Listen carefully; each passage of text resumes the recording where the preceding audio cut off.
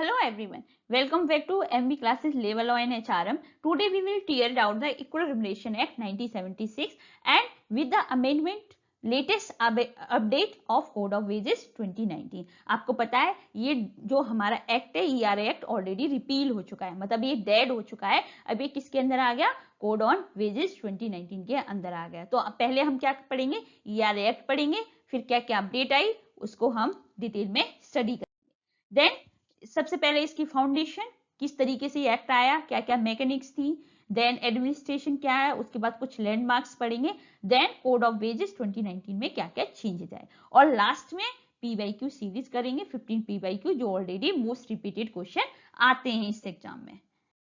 सबसे पहले पार्ट 1 को जेनेसिस एंड कॉन्स्टिट्यूशन कंटेक्स्ट। सबसे पहले कॉन्स्टिट्यूशनल फ्रेमवर्क से इसे आया, क्योंकि आपको पता है आर्टिकल 39 जो director principle of state policy है वो क्या कहती है? वो कहती है कि हमें सिक्योर करना चाहिए equal pay for equal work both men and women.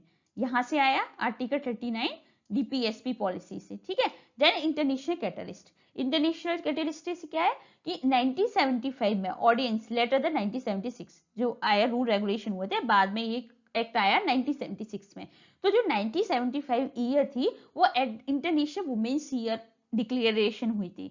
तो इंडिया को क्या है, ऑब्लिगेशन करनी थी ILO कन्वेंशन नंबर 100 की, क्योंकि आपको पता है ये जो ILO कन्वेंशन नंबर 100 है वो क्या है, इक्वल रिम्यूनरेशन कन्वेंशन है। इससे ही डायरेक्ट हमारा एक्ट आया है इक्वल रिम्यूनरेशन एक्ट, जो कि आपको इंडिया में रेटिफाइड हो गया 1958 से। और एक और कन्वेंशन था हमारा 111, ये क्या कहते हैं, डिस्क्रिमिनेशन नहीं कर सकते आप किसी एम्प्लॉयमेंट में, ट्रेड में, बिजनेस में, तो ये वहां से भी इन्हें क्या करना पड़ा, इक्वल रिम्यूनरेशन की। मतलब ये इसका हिस्ट्री है कि कॉन्स्टिट्यूशन वर्सेस इंटरनेशनल ILO के तहत ये हमारा एक्ट आया, इक्वल पे फॉर इक्वल।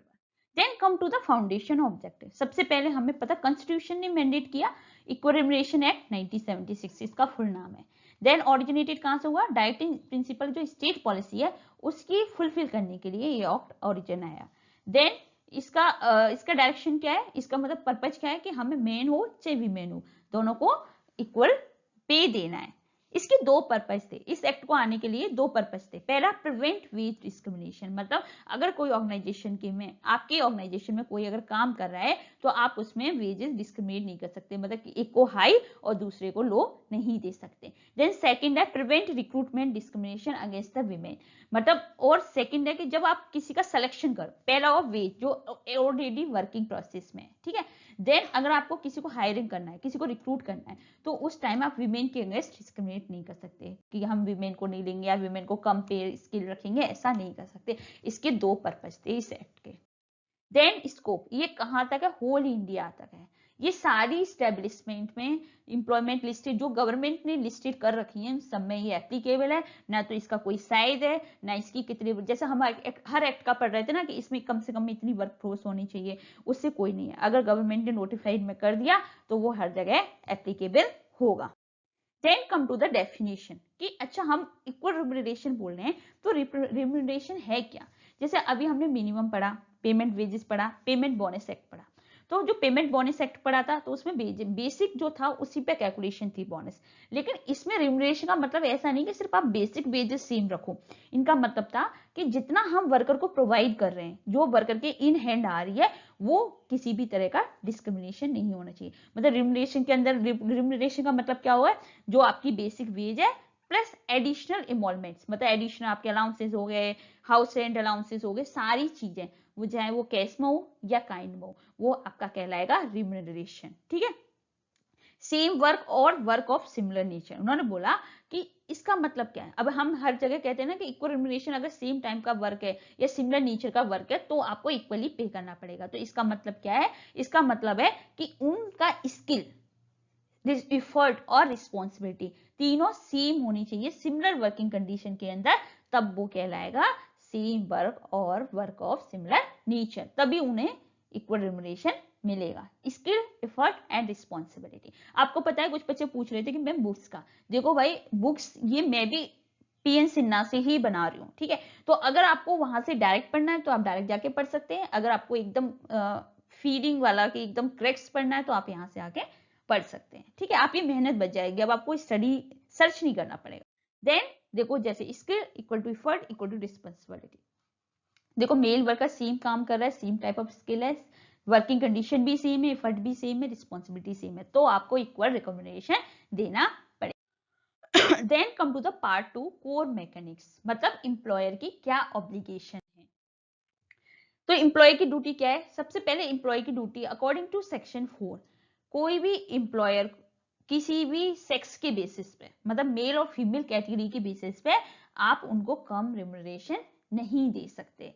अगर आप similar work effort responsibility same है तो आप उसको कम अमाउंट नहीं दे सकते, ये उसकी ड्यूटी है एम्प्लॉयर की। देन दूसरा क्या है कि अगर सपोज करो, ठीक है, किसी का हाई वेजर पेड है, जैसे मैं फॉर एग्जांपल एक लेती हूँ, एक मेल वर्कर है, उसको आपने 1000 रुपीज दिया है और फीमेल का है 800, तो आप मेल का डाउन नहीं कर सकते, लेवलिंग मैच करने के लिए आपको क्या करने का, फीमेल का 1000 करना पड़ेगा। तो ये क्या है, नॉन रिडक्शन अलाउड नहीं है। इनका कहना था कि जो हमारा एक्ट है उन्होंने मना कर दिया कि आप किसी का वेज रिड्यूस नहीं कर सकते इक्वलाइज करने के लिए, आपको लेवल अप करने के लिए कभी किसी का लेवल डाउन नहीं करना है। अप कर सकते हो, किसी का वेजेस बढ़ा सकते हो इक्वलाइज करने के लिए, लेकिन डाउन नहीं कर सकते मैच करने के लिए, ठीक है। ये दो कंडीशन है एम्प्लॉयर की ड्यूटी।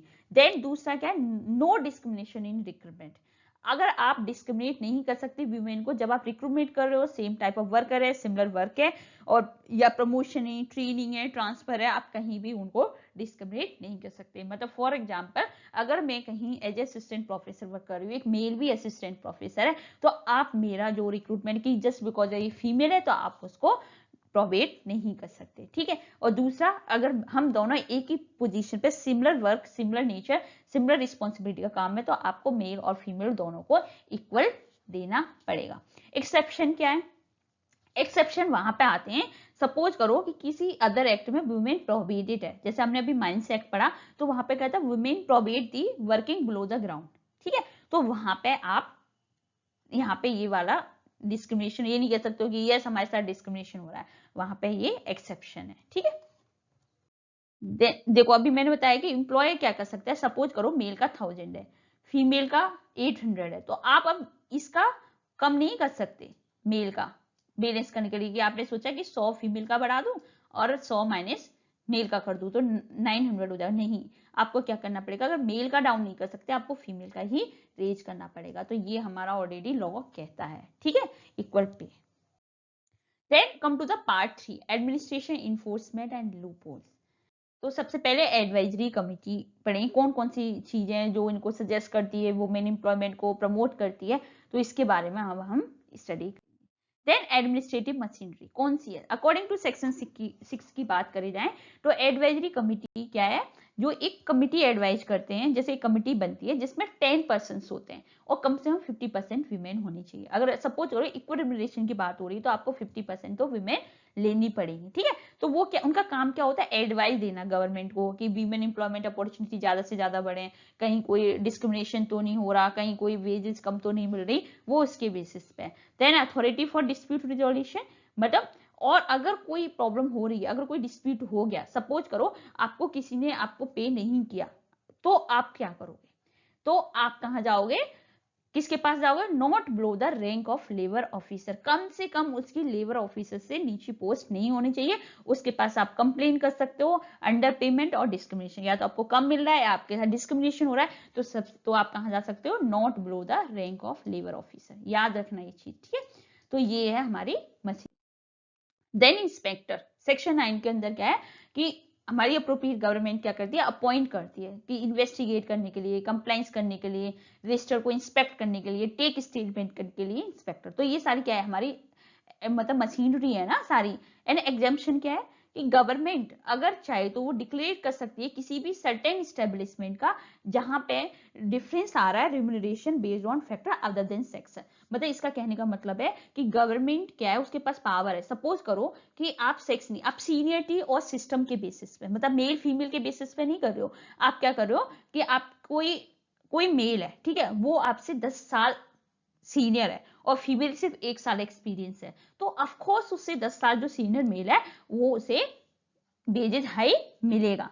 तो अगर या फिर कोई ऐसी झाड़ियस कंडीशन में काम कर रहा है तो उसको वेजेस हाई मिलेगा, या मेरिट बेसिस पे आया तो उसको पे ज्यादा मिलेगा। तो ये गवर्नमेंट ने एग्जेप्शन ले रखे। अब कोई फीमेल ये नहीं कह सकती कि नहीं मुझे काम नहीं, मुझे कम दे रहे हैं, क्योंकि आपको पता है कि उसकी सीनियरिटी मैटर करती है। तो यहाँ पे गवर्नमेंट ने कुछ एग्जेप्शन लगा सके कि यहाँ पे डिफरेंस हो सकता है रिम्यूनरेशन में।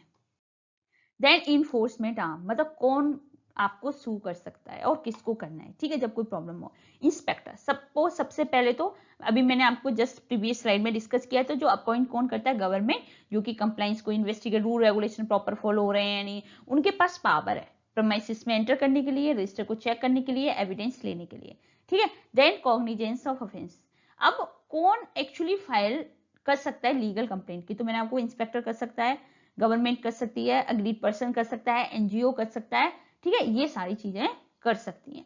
तो अब इसमें क्या है कि पहला तो इंस्पेक्टर हो गया, देन कॉग्निजेंस, अगर कुछ ऑफेंस होता है तो गवर्नमेंट या अथॉराइज इंस्पेक्टर, जैसे मैंने आपको बोला, ये कर सकता है।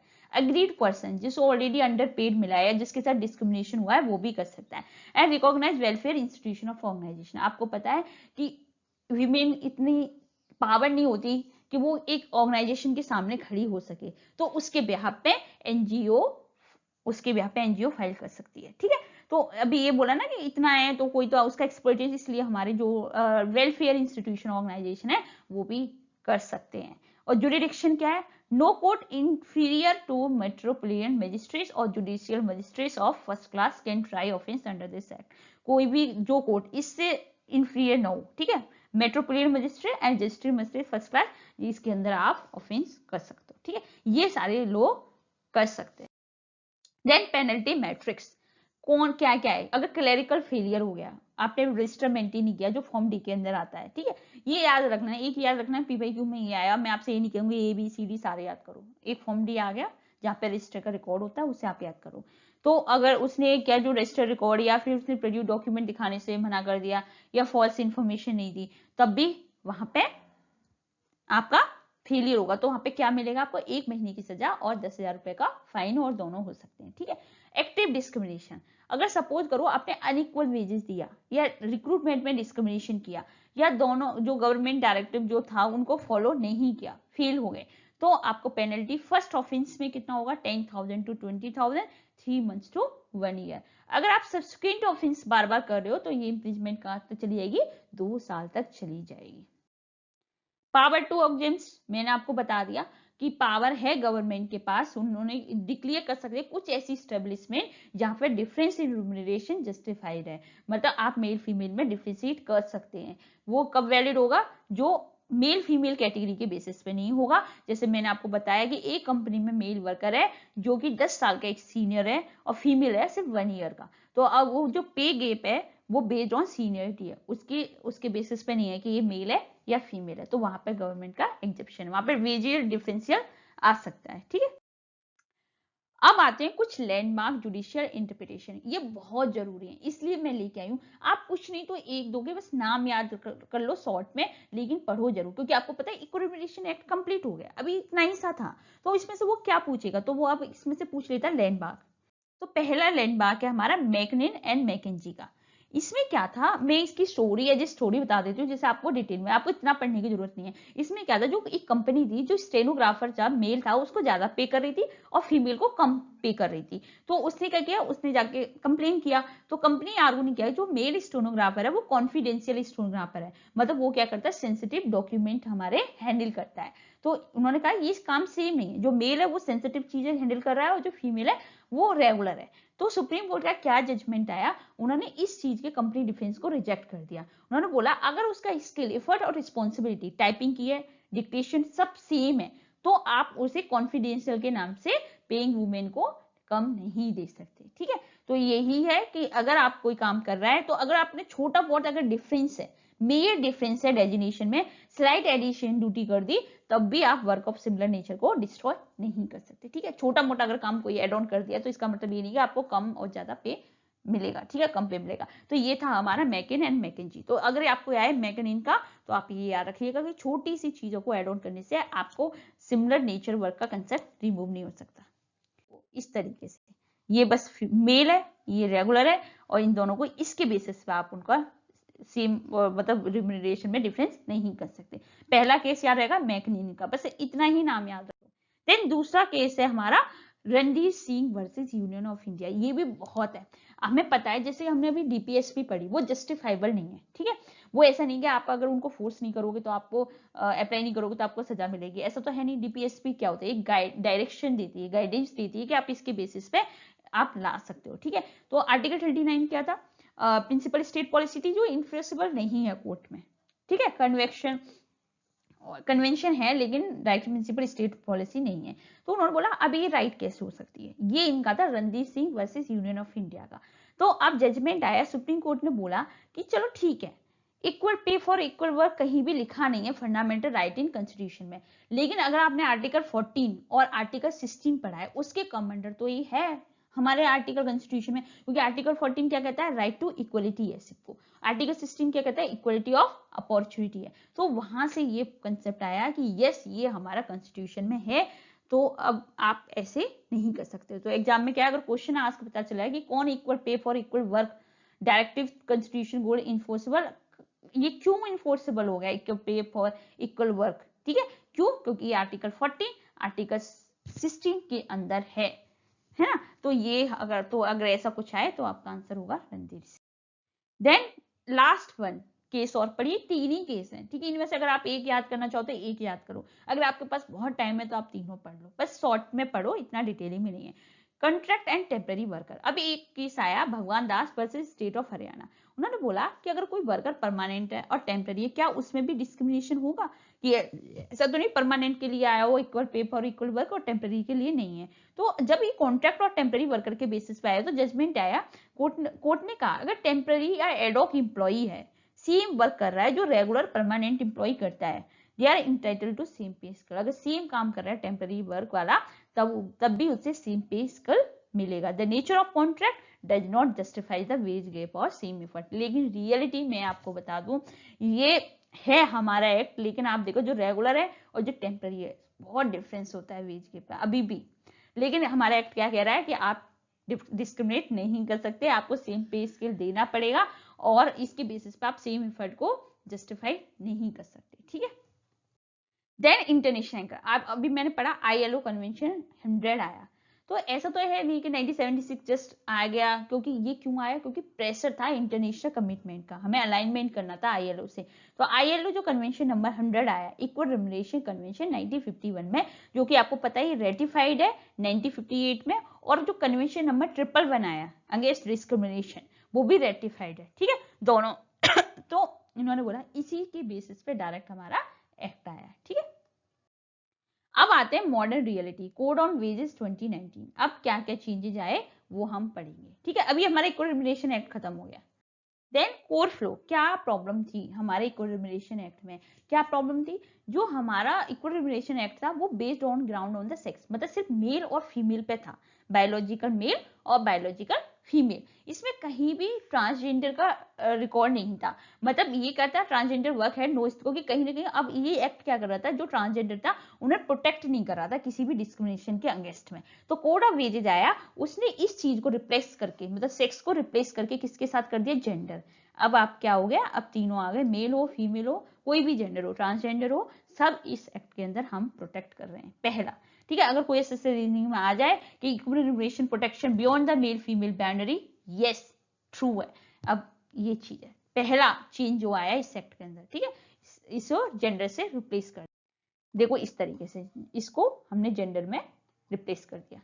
देन यूनिवर्सल एप्लीकेबिलिटी, और दूसरी कमी जो 1976 एक्ट में ये थी कि ये ना फ्रेगमेंटेड था, जो अगर गवर्नमेंट ने नोटिस में निकाल दिया कि इन चीजों में इक्वल रिम्यूनरेशन एक्ट होगा, वहीं था डिफरेंट एस्टेब्लिशमेंट एंड एम्प्लॉयमेंट विया द गवर्नमेंट के थ्रू, ठीक है। लेकिन कोड ऑफ वेजेस ने क्या कर दिया, इसको यूनिवर्सल कर दिया। उन्होंने बोला कोई भी सेक्टर हो, ऑर्गेनाइजेशन हो, अनऑर्गेनाइज सेक्टर हो, ऑर्गेनाइज सेक्टर हो, और कितना भी उसका वेजेज हो, ऐसा नहीं कि कोई बाउंड्री नहीं थी, जैसे अभी हम पढ़े थे 21,000 24,000, ऐसा कुछ नहीं है ना, कोई शेड्यूल एम्प्लॉयमेंट लिस्ट हो, सिर्फ कैसा भी किसी भी कंडीशन में किसी भी ऑर्गेनाइजेशन में काम कर रहा हो तब भी आपको इक्वल पे देना पड़ेगा, ठीक है। ये यूनिवर्सल मतलब हर जगह ये एप्लीकेबल है, इक्वल रिम्यूनरेशन एक्ट 1976। दूसरा चीज, देन मशीनरी शिफ्ट कौन सी की, जो इंस्पेक्टर था अब वो फैसिलिटेटर में आ गया। अभी हमने सेक्शन 9 में क्या पढ़ा, जो इंस्पेक्टर है वो प्राइमरी जॉब क्या थी, policing, searching premises, prosecuting employ, it was purely adversary system, ठीक है, बहुत ऐसा था कि जस्ट फियर फैक्टर टाइप था। कोड ऑफ वेजेस जो आया उन्होंने इंट्रोड्यूस किया इंस्पेक्टर कम फैसिलिटी। एक इजी बात बता दूं, आप कोई सी भी एक्ट पढ़ लो, अब तक मैंने जितने पढ़े सब में इंस्पेक्टर की जगह इंस्पेक्टर कम फैसिलिटेटर आ गया है। अब इसका जो काम था वो पेनलाइज करना नहीं था, इसका काम था एम्प्लॉय को एडवाइज करना किस तरीके से आप कोड को कंप्लाइन कर सकते हो। अगर आप रिपीट ऑफेंडर कर रहे हो बार बार जेंडर बेस्ड डिस्क्रिमिनेशन को, तब आपको पेनलाइज करना पड़ेगा, ठीक है। एग्रीगेशन ऑफ डिस्प्यूट रेजोल्यूशन, पहले एक्ट में क्या था कि अगर किसी फीमेल को अंडरपेड किया गया, मतलब कम पैसा दिया गया, या फिर उसको वेजेस में डिले किया गया, wallet of payment of wages act किया गया, तो उसे ना डिफरेंट अथॉरिटी के पास जाना पड़ता है। डिफरेंट पेमेंट वेजेस के एक्ट के अंदर अदर ऑफिस उसको, और इसके इक्वल रिम्यूनरेशन के एक्ट में below the rank labour officer के पास जाना पड़ता था। अब जो कोड ऑफ वेजेस आए, क्योंकि आपको पता है सारे कोड ऑफ वेजेस के अंदर सब आता है, payment, minimum, bonus and equal remuneration. अब इन्होंने क्या सबको सेम कर दिया। उन्होंने बोला कोई भी क्लेम हो regarding minimum wages, delay wages payment of wages में आ गया, मिनिमम वेजेस हमारा मिनिमम वेजेस एक्ट में आ गया, एंड अनइक्वल जेंडर पे, सब सेम डेजिग्नेट अथॉरिटी जो गैजेट ऑफिसर में नोटिफिकेशन होगा उसके पास आप डायरेक्ट जाके कर सकते हो, मतलब सारे डिस्प्यूट को एक जगह जाके सॉल्व करवा। अब हम पढ़ेंगे जो एज यूजुअल आपको पता है हम क्या करते हैं, जब हम सारी एक्ट पढ़ लेते हैं तब हम उनको कंपेरिजन करके देखते हैं। तो जो इक्वल रिम्यूनरेशन, जैसे मैंने आपको बता दिया, जो प्रोटेक्टेड कैटेगरी थी ये सिर्फ discrimination based on male versus female था, लेकिन कोड ऑफ वेजेस अब क्या आ गया, जेंडर के बेसिस पर आ गया, ये कहीं ना कहीं प्रोटेक्ट कर रहा है हमारे ट्रांसजेंडर। पहला चेंज। सेकेंड चेंज क्या था कि एप्लीकेबिलिटी, ये क्या था, फ्रेगमेंट नोटिफिकेशन निकाल देते, स्पीक शेड्यूल एम्प्लॉयमेंट में वहां पे अप्लाई होता था, लेकिन उन्होंने यूनिवर्सल कर दिया, ब्लैंकेट कहते ना, सब हर जगह, भले ऑर्गेनाइज हो अनऑर्गेनाइज हो, कितना भी वेज हो उसका सब जगह अप्लाई होगा, इसमें कोई शेड्यूल लिस्ट की जरूरत नहीं है, और क्योंकि इक्वल प्रोटेक्शन के लिए आपको किसी की जरूरत नहीं है, ये हर जगह अप्लाई हो जाएगा ऑटोमेटिकली। देन इन्फोर्समेंट ऑफिसर, जो इंस्पेक्टर था वो purely policing, searching, prosecution rule था, लेकिन अब क्या आ गया, इंस्पेक्टर कम फैसिलिटेटर, ये एडवाइज करेगा एम्प्लॉय को। तो अब इस शिफ्ट गवर्नमेंट ने कहा किया, अब गवर्नमेंट ने जो पनिशमेंट था उनसे शिफ्ट होकर अब कहां पर आ गया, एडवाइज करना, असिस्ट करना और कंप्लाई कोड को कैसे अलाइन करना, ये हमारा आ चुका है। Then penalty of underpayment, आपको पता है पेनल्टी कितनी थी अंडर पेमेंट में, तो 10 से 20 हजार थी और 3 महीने से 1 साल तक की सजा थी।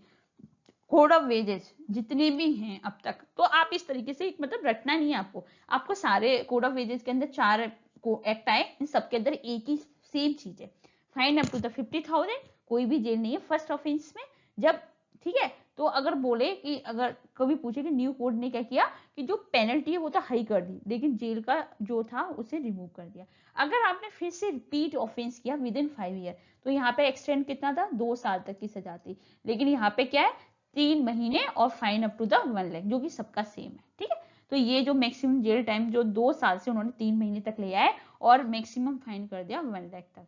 एडजुडिकेशन मैकेनिज्म क्या थी, separate authority specifically appointed just for ERA, separate authority थी, अब क्या कर दिया, कंसोलिडेट अथॉरिटी कर दी कि एक गेजेटेड ऑफिसर अपॉइंट किया जाएगा जो कि आपके मिनिमम वेजेज हो, डिलीवर वेजेज हो या फिर आपका इक्वल पे हो, तो ये सबके लिए एक आएगा, ठीक है। Then come to the PYQ session.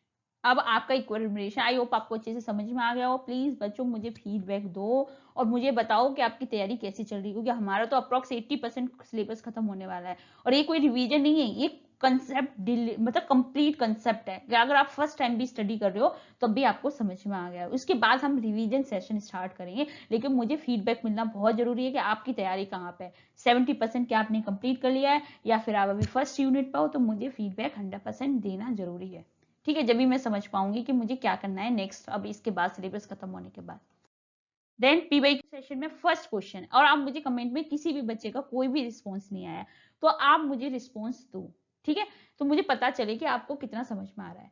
तो under section 6 equal remuneration act 1976, what is the mandatory minimum representation of women advisory committee, आपको पता है 50% कम से कम होनी चाहिए एडवाइजरी कमिटी में, तो आपका आंसर इज है under section 6 advisory committee must have at least 10%, okay. Then which landmark Supreme Court case rule adding confidential to designated does not legally alter the similar nature work of under the equal remuneration. अभी मैंने आपको landmark cases पढ़ाए थे, तो कौन सा था कि अगर आप कॉन्फिडेंशियल का सिर्फ ऐड करने से आप सिमिलर नेचर ऑफ वर्क को अल्टर नहीं कर सकते, रिप्लेस नहीं कर सकते। तो अभी मैंने एक केस पढ़ाया था कि मेल और फीमेल जो मेल स्टेनोग्राफर वो कॉन्फिडेंशियल था, इसलिए उसको ज्यादा पेज दिया जाता। तो ये कौन सा था? मैकेंजी को वर्सेस एर्नी डी कोस्टा। ठीक है, ये वाला लेसन था। और अच्छा, भगवान दास वाला कौन सा था? आपको याद हो, ये कौन सा था? टेम्पररी प्लस परमानेंट वर्कर वाला था। और रणजीत सिंह वाला क्या था कि जो आर्टिकल 40 और आर्टिकल 60 जो हमारे कॉन्स्टिट्यूशन के अंदर आते हैं, तो वो भी हमारे इसके अंदर आ रहा है। तो ये तीनों केसेस थे। ठीक है, then come to the question number 3. Under the section 4 of Equal Remuneration Act 1976, if male worker is paid higher than a female worker for similar work, how must employee legally rectify it? तो किस तरीके से करेगा? Suppose करो अगर female को कम मिल रहा है, मेल को ज्यादा मिल रहा है, अब एम्प्लॉय क्या करेगा? By reducing male worker wage equalise? No, मैंने आपको बता दिया कि लेवलिंग डाउन नहीं करता, अब करता है by raising female worker base to match the higher rate. Yes, अगर मेल को 1000 मिल रहा है, फीमेल को 800 मिल रहा है, तो आपको करेक्ट कैसे करना है? फीमेल का भी 1000 करना है, ना कि मेल का 800 करना है। ठीक है, ये आपका आंसर है B. Your answer is B. Then question number 4, which statutory register an employer legally obligated to maintain under section 8 equal remuneration act? तो कौन से फॉर्म के अंदर हम रजिस्टर को मेंटेन करते हैं? तो मैंने सिर्फ एक ही पढ़ा है जिसमें हम रजिस्टर को मेंटेन करते हैं, वो है हमारा फॉर्म डी। तो फॉर्म डी के अंदर आप रजिस्टर मेंटेन करना है। अगर आप फेलियर हो जाओगे तो आपको उस पर पेनल्टी मिलेगी। Then question number 5, The Equal Remuneration Act 1976 was explicitly enacted to give effect to Article of Constitution of India. तो कौन सा इक्वल रिम्यूनरेशन एक्ट है जो कि इफेक्ट देता है article of constitution of India? आपको पता है आर्टिकल 39 है जो डायरेक्टर प्रिंसिपल स्टेट पॉलिसी है, ये हमारा इफेक्ट देता है स्टेट को equal pay for equal work for both men and women. Then question number 6, under section 2G the equal remuneration act definition of remuneration क्या है? रिम्यूनरेशन की definition only the basic cash wages? No. ठीक है, then basic wage plus any additional involvement payable in cash? Yes, question option B, only statutory bonus gratuity? No. Cash wages? No. तो your answer जितना basic wage है उसके बाद आपका HRA travelling सब मिलके जो आप कैश के फॉर्म में आता है वो हमारा रिम्यूनरेशन कहलाता है। Then question number 7, probate section 5 probate discrimination against the women in recruitment. What is the sole statutory exception to the role under this act? ठीक है, तो कौन सा हमारा है? तो पहला आप समझ गए कि क्या कहना चाहिए? बोला है कि सेक्शन 1 प्रोबेट करता है discrimination against the women in recruitment. कौन सा ऐसा है exception? Is it if the work involve night shift? No. If worker feel women lack physical? No. If the employment women such a work is probated by any other active, अगर कहीं other active law में प्रोबेटेड women तब वो probate किया जाएगा। जैसे mines act में है बिलो द ग्राउंड वुमेन को काम करने के लिए, तब वो डिस्क्रिमिनेशन जस्टिफाइड है। ठीक है, तो your answer is C. Question number 8, under section 7, the appropriate government appoint officer to hear complaint regarding the non-payment of equal remuneration. What is the minimum rank of officer? कितना होना चाहिए? किससे below नहीं होना चाहिए? Below the rank of labour officer. देखो, जो हमारा कंसिलेशन ऑफिसर किसमें था? इंडस्ट्री डिस्प्यूट एक्ट में। इंडस्ट्री ट्रिब्यूनल जज भी हमारे इसमें इंडस्ट्री डिस्प्यूट में। इंस्पेक्टर ऑफ फैक्ट्री एक्ट में। ठीक है, तो अब हमारा क्या है? Not below the rank of labour officer. Then question number 9, question number 9 क्या कहता है? The government can exempt establishment from act if difference in remuneration legally justify. उन्होंने बोला कि यस, गवर्नमेंट ने कुछ एग्जेम्पशन दिए हैं कि अगर आपके रिम्यूनरेशन में डिफरेंस है तो वो जस्टिफाई होगा, पर उसके लिए क्या कंडीशन है? The profitability of establishment? No. Collective bargaining agreement? No. Factor other than sex, geographical location of the factory? Yes, factory अगर मेल और फीमेल को छोड़ के सीनियरिटी, मेरिट, एक्सपीरियंस के बेसिस पे तो जस्टिफाइड है। इसका मैंने एग्जांपल भी दिया था। एक फीमेल 1 साल का एक्सपीरियंस है, मेल का 10 साल का एक्सपीरियंस है। अगर 10 साल के एक्सपीरियंस पे अगर आपको ज्यादा रिम्यूनरेशन मिल रहा है तो वो जस्टिफाइड है। ठीक है,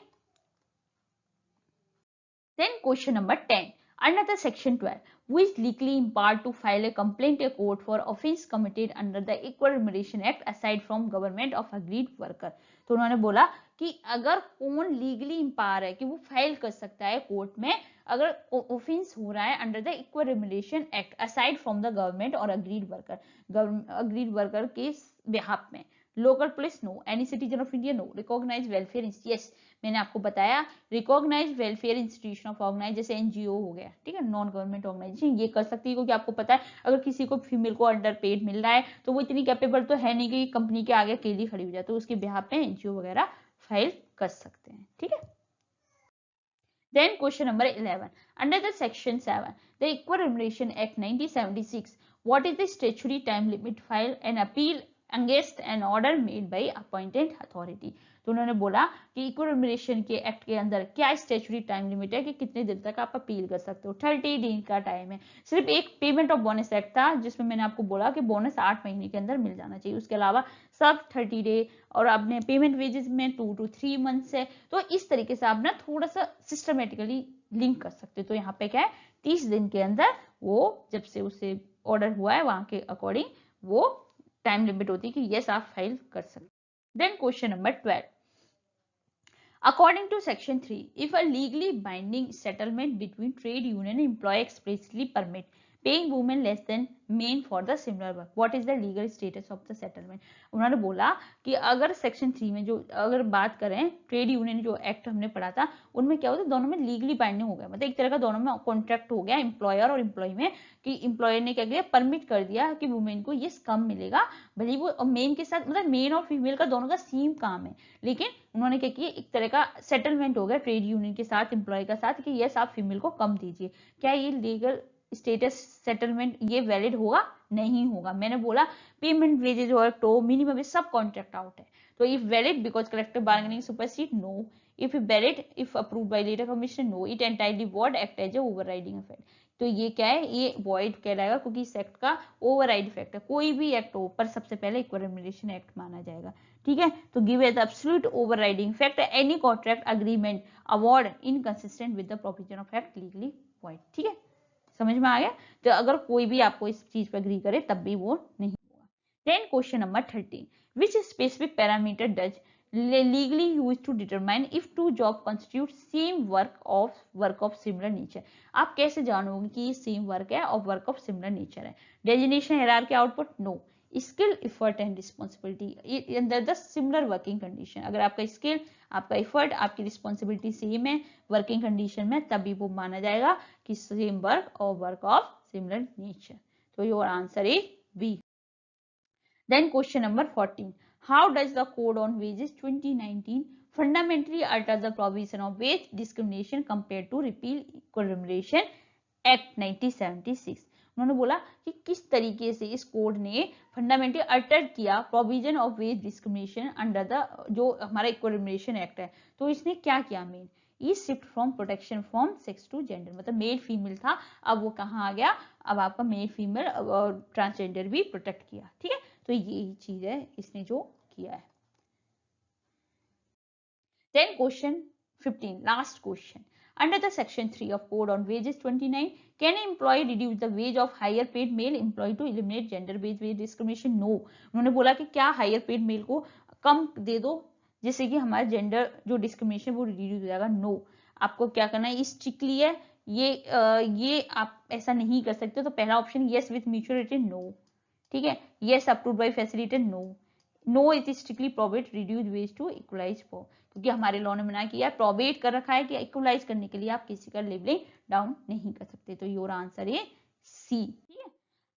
अब आपका इक्वल रिम्यूनरेशन एक्ट खत्म हो गया। अब जो भी हमारे कोड ऑफ वेजेस 2019 के अंदर थे हमारा minimum wages act, payment wages act, payment of bonus act and equal remuneration act सारा कंप्लीट होगा। आई होप आपको वेजेस के एक्ट समझ में आ रहे हो। मुझे कमेंट सेक्शन में मेंशन करिए और पीवाईक्यू कितने सॉल्व करे वो भी समझ लिए। और एक बात याद रखिए मैं देख रही हूँ जितने भी मेरे रेगुलर लर्नर हैं अगर आपको अपॉर्चुनिटी मिल रही है कहीं से क्वालिटी एजुकेशन लेने की तो आप उसको यूटिलाइज करिए, आप उसका एडवांटेज उठाइए, ठीक है, क्योंकि ये चीजें बार बार नहीं मिलती आपको। सेकंड, आप अपने टाइम का मैनेजमेंट करिए क्योंकि अब एग्जाम आने में ज्यादा टाइम नहीं है। अब आपको पहले पढ़ना है, फिर आपको रिवीजन करना है, फिर आपको पीवाईक्यू मैराथन करना है, फिर पेपर 1 भी तो पढ़ना है। तो इसके लिए आप प्लीज मेहनत करिए और अपना गोल अचीव करिए। और ऐसे ही करने के लिए हमारे चैनल को लाइक शेयर एंड सब्सक्राइब करिए क्योंकि हमें भी थोड़ा सा मोटिवेशन मिलेगा कि यस कुछ तो सीरियस लर्नर हैं हमारे पास, ठीक है। Thank you so much, keep watching, keep sharing.